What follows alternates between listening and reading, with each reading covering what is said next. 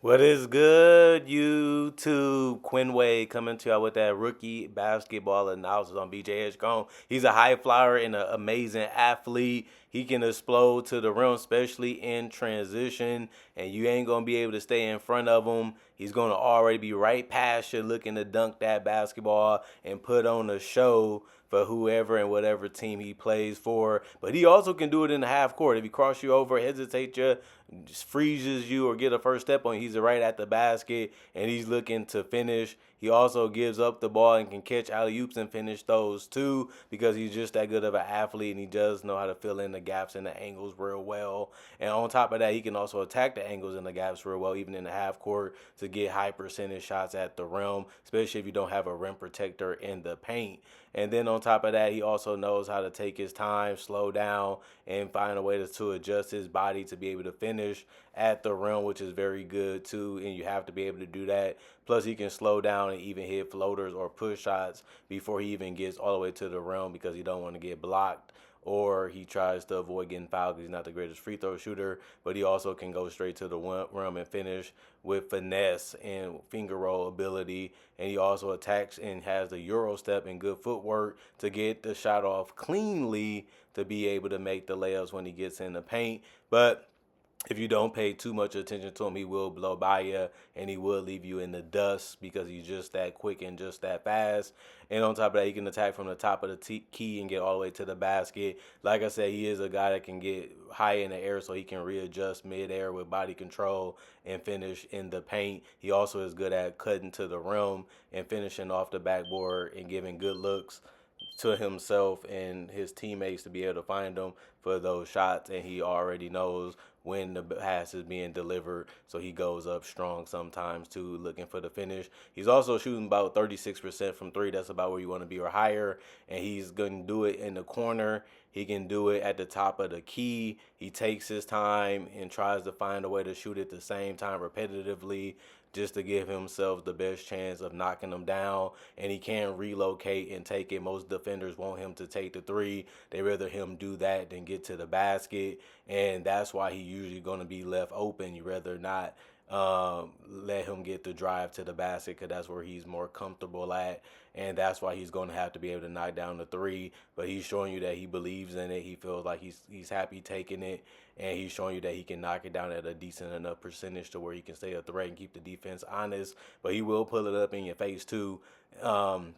If he feels like it. And that's what most NBA players of the modern era does anyway. And he's just another one that can do it. And he also sees if you try to take him from the paint or take it away, he will stop and pop and hit the mid range too. But that's something that he doesn't really want to do. But he's comfortable enough to take it and he can make it too if it's necessary. And that's how the game can be: is pick your poison and take what the defense give you and react what the defense give you. Also a good playmaker, averaging 4.2 assists, and he mainly gets some breaking down the defense or in transition where he gives up the ball early or exactly when he knows his teammate is open for an easy basket. He's another good rookie. He ended up being the number one, or the number three pick in the NBA draft. He's only 20 years old. He turned that over the summer, and he also is a legitimate 6'4", 180. He is very, very tough to stay in front of, and he does make some good decisions with the ball, showing the potential to be a combo guard in the NBA. And he is averaging double figures with 14 points. He's also a decent rebounder for a guard. He's averaging 5.8 assists as a rookie, which is really good, but they need help on the boards, and he's showing you that he can be a player that can possibly help you with that.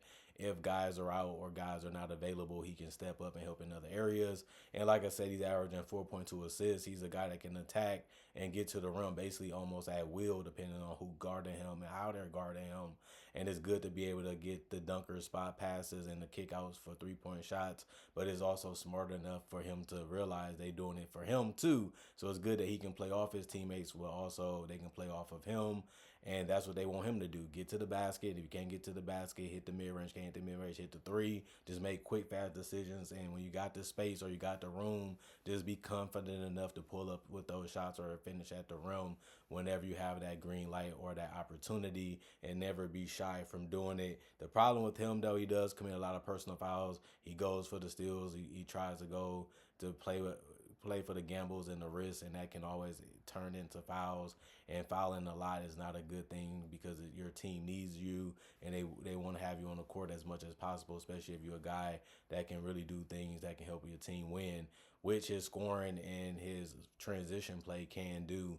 He's going to be a guy that can play with any guard in the league, and he has the size and athleticism to defend in the future and also, terrorize teams. But 36% from three with 5.2 attempts per game from three, that's something that's very impressive. He was coming in not really known for his jump shot, something that they knew that he had to work on. He had to improve if he wanted to be an NBA starter and a legit NBA player in the NBA. But he's showing you that he's capable and he can make it, and teams are going to give it to him, like I said, anyway. So he has to have the confidence to knock it down if he's going to be a starting caliber player in the long term, as he's also shown as a rookie. But he did play 18 games and have started all 18 of the ones that he played. So he's showing you that they believe in him, they want him, and any team that has him in the future will feel the same. He's a really good guard, really strong, really sturdy, very fast and quick, and it's good that he's using those talents and those blessings to advantage to help him have so far a good start to his career. But the 41% from the field is just the mixed bags of shots. You have to turn down one shot to get another shot. Sometimes it's better, sometimes it's worse.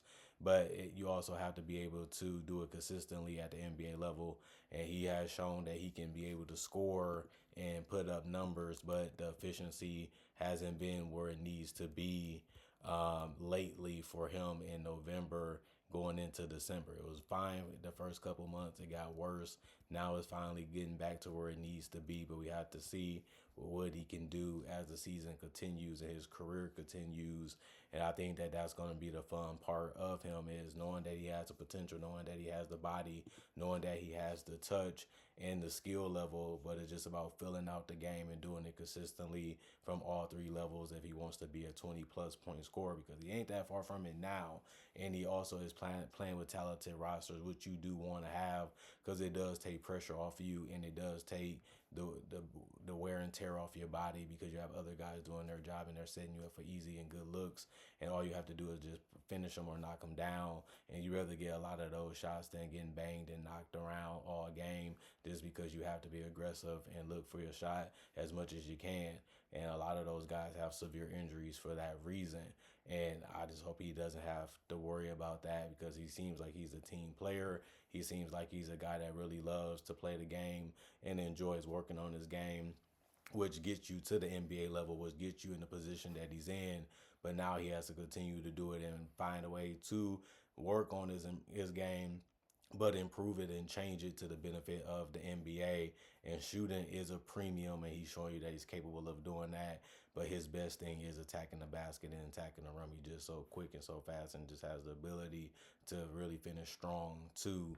And I like the fact that he can go up in the air and hang in there and still make a shot or make a play or even get fouled and go to the free throw line. The problem though is, like I said, with the mid range and the threes, he's shooting 73% from the free throw line. That's going to be something he may have to work on. The more he works on his free throw, then it might help him with the pull-up game. It also might help him with the floater game. And then that can even give him either other ways to score and other options to use to be efficient from the field, and just be confident in himself to be able to make different type of shots, even if he has to use more handles to do it. But you have to. They're going to scout you. They're going to be trying to find a way to take you out your game. They're going to try to find a ways to make it uncomfortable and tough for you. That's why you got to continue to be able to adjust and read and react to what they're trying to do to you, and always be one step ahead of your opponent. And by him already being a great athlete and always having the ability to explode by him, it will always be good to see them try to sag off too much and know that you can make them pay for it without settling all the time for that type of shot, because you want them to work about how they're going to guard you, and you want to be having them at your mercy. You want them to be doing what you want to do and taking the shots that you want to get, while also giving shots that you know for sure you can make. And that's how it goes in the NBA, and that's how you can become a great player. But the hard part is doing it on a daily basis and a nightly basis when you have games against great competition. And he's showing you that he can do it. We just have to see it more of it, and we have to see a larger sample size of it, which is fine. because he's only a rookie. He's only 20 years old. But some people, we have said that before. Well, he's 20. He'll figure it out. He'll make it work. And they never have been able to do it, and they never have been able to get it done.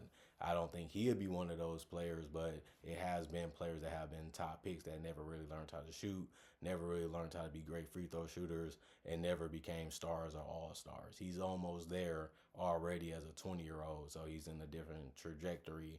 But that's a good thing, and that's why they picked him so high, because they feel like he had the body, he had everything that they needed as a prospect. Now it's about panning out the issues and smoothing out the other crinks, and all the creases are all important to his game. And those things can be hard. Those things can be hard to fix. Those can be hard to correct, but it's workable and it's doable. He's already showing you that with his 3-point shooting, and he's already showing you that he's not scared to take the jump shots. It's just about knocking them in consistently. All I gotta say now is comment, like, subscribe, share, hit the notification bell to get the analysis when it first come out. I also do conversation videos just like this, and also breakdowns with real footage of legends, current legends, rookies, and other future stars, and also do mock draft and draft coverage. Plus, I got over 4,000 videos already on my channel that you can watch right now, and it's for free, and you can enjoy them right now.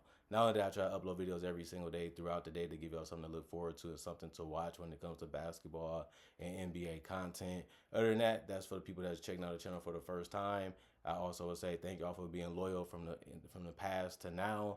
Thank y'all for the continued support. Thanks for appreciating the content for what it is and continuing to come back. Love y'all. Need y'all. Let's continue to grind out the year. Let's end the year like we started it, with not missing too many days, if not none, and giving y'all as much content as I can so y'all can enjoy and love the game of basketball that we all share and love as a hobby. Other than that, peace. Y'all stay blessed up. Y'all stay good. And I'll see y'all hopefully today with more analysis.